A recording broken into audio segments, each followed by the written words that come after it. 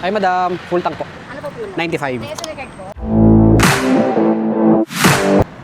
So yun mga par, papakarga muna tayo ng gasolina. Ipapakita ko rin sa inyo kung magkano yung isang full tank nito and kung ilang liter siya. So kung mapapansin nyo mga par, nakablink na siya. So update ko kayo kung magkano yung magiging gasolina natin. Wait lang, wait lang. Isa lang ano. Ay madam, full tank po. Ano po po? 95. May SL card po? Meron po. Mode of payment po natin. Card?